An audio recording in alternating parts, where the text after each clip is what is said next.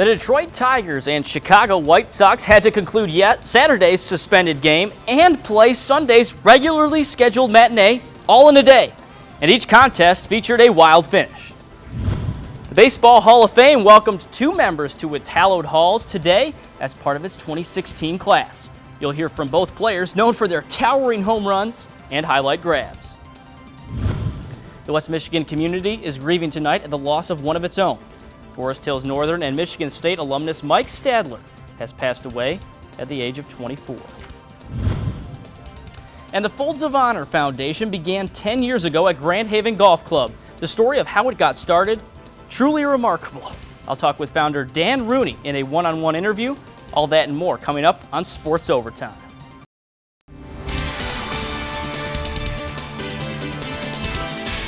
Welcome to Sports Overtime. Thanks for staying up late with us. I'm Zach Sapanik. The Detroit Tigers had a golden opportunity in front of them today. After Mother Nature suspended last night's ball game, the Tigers and Chicago White Sox were back at it today on the south side of Chicago. And the Tigers had a chance at a 4-game sweep to the diamond. Rain postponed last night's finish between the Detroit Tigers and Chicago White Sox, so they picked things up in the 9th inning today. Ian Kinsler at the dish sends a high fly to shallow center. J.B. Shuck first goes back, then he can't get to it, so Kinsler motors on into second. But the very next batter, Cameron Maben, ends the Tigers' threat by striking out. Then bottom 9, Justin Wilson, full count, 2 outs, and Adam Eaton goes the opposite field for the walk-off RBI single. The White Sox take the suspended game from Saturday 4-3 over the Tigers. Now, on to the regularly scheduled contest between the Tigers and White Sox. We go right to when it mattered. Guess what? The 9th inning, once again. Top of the inning, Nick Castellanos, a solo shot to left. That cut the Tigers' deficit to 4-2. Then, 2 outs, 1-2 count. Tyler Collins says, see you later. I know what you're thinking out there. There's no way the Tigers tie it up, but let me tell you what. Jared Saltalamacchia, down to his final strike, squeaks it over the right field wall. 3 solo shots tie things at 4. Then bottom 9, just as a suspended game ended in walk-off fashion, Melky Cabrera sneaks one by Castellanos. The speedy Adam Eaton, the hero in the previous game, scores from second. 2 walk-off wins in one day for the White Sox. They take the rubber match 5-4 over the Tigers. No, I didn't have a bad feeling. I didn't have a bad feeling until the ball got by Nick Castellanos. As a manager, you got to believe in your players. You don't believe in your players, there's going to be a problem. National League, the Chicago Cubs on the road facing the Milwaukee Brewers. Top 7, 4-2 Brew Crew. Bases juiced for Anthony Rizzo. He takes the pitch to the gap in right center. He goes all the way to the wall. 3 runs come around to score, putting the Cubbies out front 5-4. It was Rizzo's 73rd, 74th, and 75th RBI on the year. Same inning, Ben Zobrist sneaks it past the diving second baseman. Rizzo comes around. Cubs hold on for a 6-5 victory and take 2 of 3 from the Brewers. Midwest League, West Michigan Whitecaps hosting the Burlington Bees this afternoon, finishing up a wild weekend at Fifth Third Ballpark. Bottom 4, Will Allen sends a shot to left over the left fielder's head and to the wall. Will Maddox scores to put the Caps up 1-0. Bottom 5, Rashad Brown at the dish, and he goes right back up the middle. The RBI single made it 4-zip Whitecaps. And then the Whitecaps, they cruised behind starter Kyle Dowdy. He went the distance, throwing a complete game shutout. 82 pitches. The strikeout right there. He propelled the Caps to an 8-0 victory. Quite an impressive performance. I think that's got to be the first time I've ever gone 9 with under 90 or 100 pitches at this point. But I got to give a lot of credit to the coaching staff, to my catcher, and obviously to our defense. A lot of really nice plays, a couple double plays today. It really helped us out. Let's stick with the baseball theme, except up the ante. And I mean, let's go all in. Today, America's Pastime welcomed a pair of legends into the hallowed halls of its Hall of Fame, catcher Mike Piazza and outfielder Ken Griffey Jr., inducted into Cooperstown this afternoon. It was the second largest crowd for an induction ceremony. The unheralded 62nd round draft pick in the 1988 amateur draft, Mike Piazza spent 16 years in the majors. Piazza earned 10 Silver Slugger awards, crushing 396 home runs in the process, the most ever by any catcher in baseball history. The only way I ever thought I would be here with you is if I bought a ticket.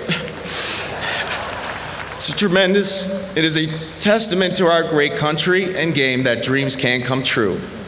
You just need to be willing to pay the price. Piazza was joined by the kid, Ken Griffey Jr. Throughout his incredible 22-year career, Junior Griffey dazzled in center field, winning 10 Gold Gloves. He also could swing the bat as he smashed 630 career homers, good for 6th on the all-time list. And Griffey Jr., well, he becomes the first ever #1 overall pick to be elected to the Hall. And you don't work hard and become a Hall of Famer by not working day in and day out. I want to thank my family, my friends, the fans, the Reds, the White Sox, and the Mariners for making this kid's dream come true.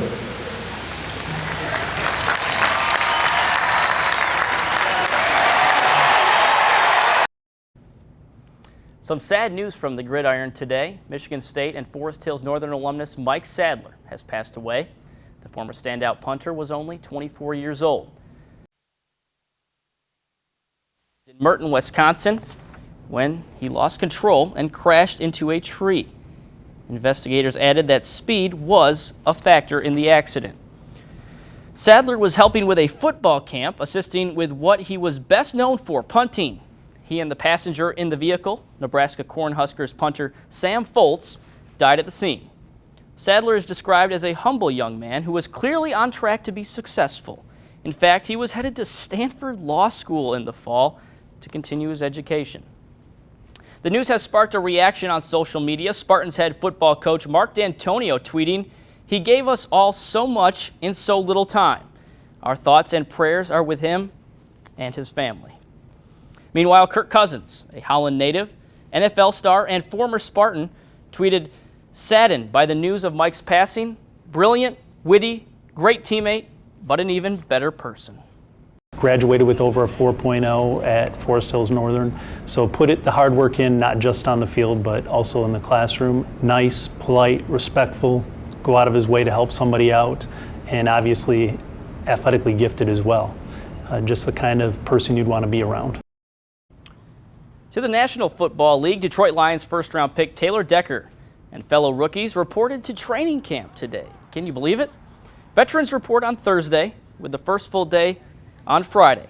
WOOD-TV will have complete coverage from Allen Park as the Lions begin camp in 5 days. After the break, I speak with Folds of Honor founder Major Dan Rooney of the United States Air Force. Hear what he has to say about the organization's 10-year anniversary. Also, a major decision was made today by the International Olympic Committee regarding the Russian Olympic team. I have the verdict and whether or not the Russians will be competing in Rio. And the PGA was in Canada this week for the RBC Canadian Open. All that and more coming up. You're watching Sports Overtime.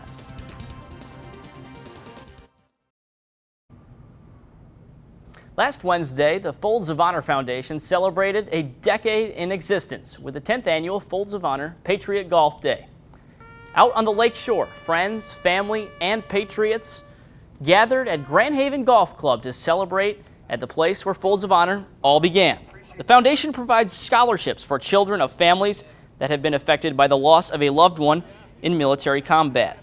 I caught up with Dan Rooney to learn more about Folds of Honor and just how the idea came about. Major, you've started an event that has just grown in the decade that it's existed. In 2006, when you started it, could you have imagined where it is today? No. You look at this, I call them moments of synchronicity. Chance with a purpose. When something is destined to make a difference. And that's what we celebrate here today at Grand Haven Golf Club, where it all started, 10 years ago, and the fact that this little golf tournament, where 68 people showed up 10 years ago, we raised $8,513. To scale that, last year at Folds of Honor, we put over $13 million out in scholarship aid to spouses and children who've had someone killed or disabled in Iraq and Afghanistan. It is an awesome event, but something surely that West Michigan, I hope, is very proud of, the influence that they've had in starting what's a tidal wave of patriotism from sea to shining sea. In terms of expectations and, like you said, the patriotism, acceptance, the drive, the continual just perseverance for people to grow this nationwide, exceeding expectations has to be the very least of what comes to mind. Yeah, I'm a big believer in setting a goal, and you look at our goal at the Folds of Honor, and it's to leave no family behind, and to communicate now that there's about 1.2 million dependents who've had someone killed or disabled just in Iraq and Afghanistan. Of that group, 9 out of 10 received no federal education assistance. So that's why we are here today. And when you share that statistic, people are more than happy to stand with us and become wingmen at Folds of Honor. And we've awarded over 10,000 scholarships to date, many here in the great state of Michigan, where it all started. Now, how big has the Folds of Honor become from sea to shining sea? Yeah, I mean, we obviously have recipients in all 50 states and are growing in powerful ways, from NASCAR races, the Folds of Honor Quick Trip 500, to PGA golf events, to small events like today, where we'll have 144 people come out here and celebrate God and country with no apology. We'll hit some good shots, some bad shots, but more importantly, look up and remember that freedom is not free. Over a decade, I'm sure you've been in touch with plenty of families who have been affected by the war in Iraq, just wars in general, and lost loved ones. What's conversations like with people that have gone through that experience and have been touched by Folds of Honor? Well, what Folds of Honor does is provide hope in the form of a scholarship, and they're $5,000 a year per year. They start in first grade, they go all the way through college. So we are honoring that sacrifice by ensuring that their legacy is educated, these men and women who have made the ultimate sacrifice for our country. But we also keep the memory alive of that sacrifice, which is a very powerful thing. It is so quick in the world that we live in to forget. It's a newspaper story, it's a television story, and then that individual is often, and their sacrifice is often forgotten. And so we keep that sacrifice alive by taking care of their legacy. You know, today is one of the most special days of the year, every year for me, because I get to play with our first recipient, Jacob, who was Brock Buckland's son, who was killed in Iraq. And how all of this started was this amazing moment of synchronicity when I was on a commercial airline flight from Chicago O'Hare to Grand Rapids, Michigan. Unbeknownst to me, Corporal Brad Buckland, the identical twin brother of Corporal Brock Buckland, was bringing his remains home. And that night I watched Brock's family on the darkest night of their lives, his brothers, his sisters, but his 4-year-old son, as he watched his father's American flag draped coffin inch down the cargo ramp. And that was the moment that God put his hand on my shoulder and called me on a mission to start Folds of Honor.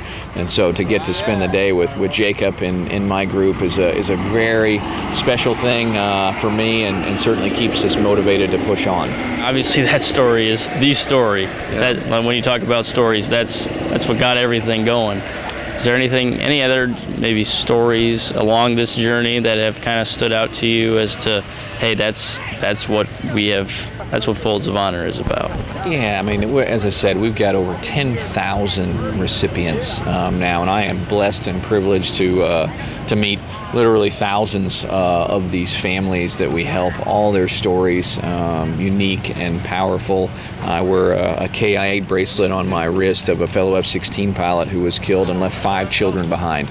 We're, as an organization, able to put all of those kids in a private Christian school in San Antonio, Texas, make sure they get the education and the ancillary support they need to go on and pursue their dreams.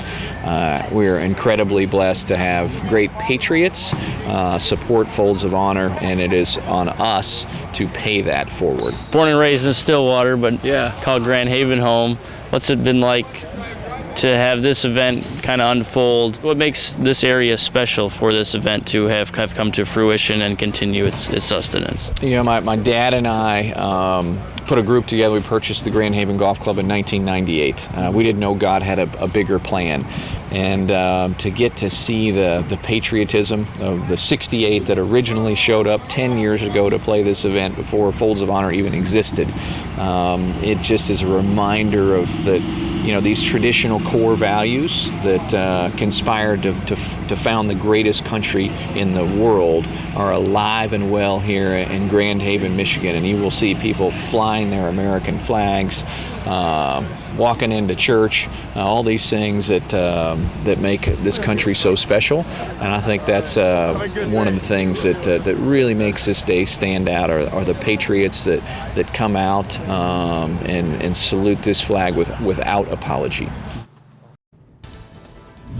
The USA men's basketball team faced China in its second exhibition game in preparation for the Rio Olympic Games. How bad did the U.S. take it to the Chinese national team? And the Champions Tour in Carnoustie for the Senior British Open. We'll have highlights and much more coming up on Sports Overtime.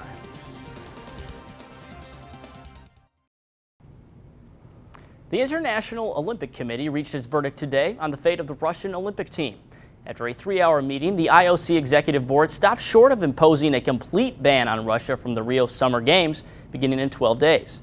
The IOC rejected calls from the World Anti-Doping Agency and dozens of other anti-doping bodies to exclude the entire Russian Olympic team following allegations of state-sponsored cheating.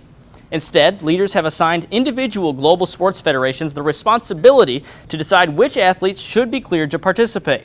Meanwhile, Russia's track and field athletes have already been banned by the IAAF, a decision that was upheld Thursday and accepted today by the IOC. And the official United States Olympic team was revealed today in Venice Beach at the Road to Rio Tour. Current Olympians Tamika Catchings, Tony Acevedo, and Carrie Walsh Jennings joined Olympic swimming legend Janet Evans to announce the 550 athletes who will don the red, white, and blue in Rio. The Summer Games begin August 5, and you can catch them on NBC.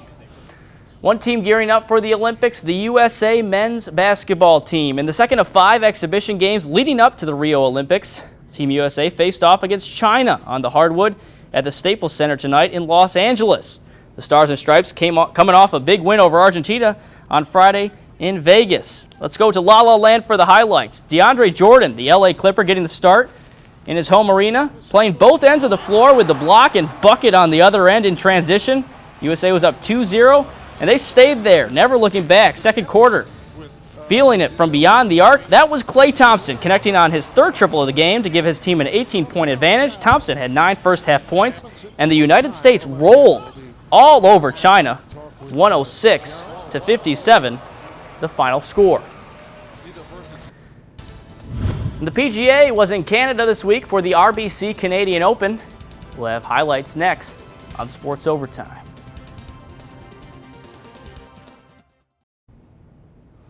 The PGA Tour was in Canada this weekend, while the Champions Tour, the Senior Tour, was in Europe. So golf was all around the world. We start in Oakville, Ontario, Canada with the RBC Canadian Open.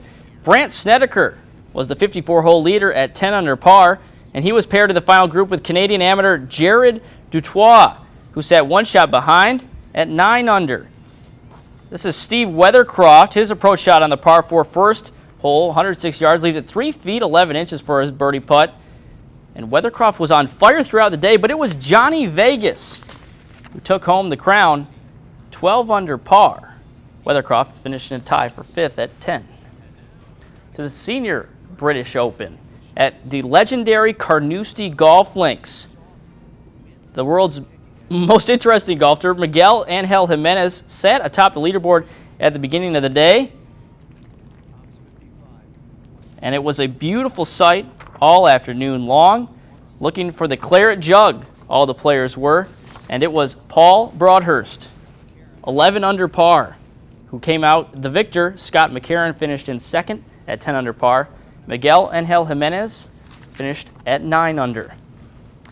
The Sprint Cup Series returned to the Midwest with the Crown Royal presents the Combat Wounded Coalition 400 at the Brickyard, and Jeff Gordon filling in for Dale Earnhardt Jr., who was out with a concussion. The old 24 stepping in for the 88. Beautiful day at Indianapolis Motor Speedway, and Jeff Gordon was the focus, obviously, with everything going on behind the scenes for Hendrick Motorsports. And it was Rowdy sweeping the race. Kyle Busch winning the Brickyard 400 this afternoon. And the Tour de France, the prestigious ride into Paris today, the 21st and final stage of the 2016 Tour de France. Britain's Chris Froome held on to the yellow jersey to win his third Tour title. Froome was had almost a 4-minute lead heading into the final stage, so today was largely a ceremonial procession. Froome poised to become Britain's first 3-time Tour winner. A sprint to the finish as riders traverse some of Paris's most famous landmarks. Andre the Gorilla Greipel of Germany taking the stage in the final stretch, surpassing Alexander Kristoff, his 11th career Tour de France stage victory. But it was an easy ride to the finish for Froome here, coasting with his Sky teammates across the finish line, becoming only the 8th cyclist in history to win the Tour de France at least 8 times. An absolutely amazing accomplishment for Froome. Well, thanks for staying up late with us. We're down to the final seconds of Sports Overtime. On behalf of the entire production crew, I'm Zach Sapanik. We'll see you again next week. Fly ball to left, way back and gone. Fly ball to right, this one's deep, got a chance, gone. Fly ball to right, watch this one get back and fly. Hit their third home run off. Run at second, Eaton runs the bases very well. Ground ball to third and pass Castellanos, and that's going to win it. Tigers with dramatics.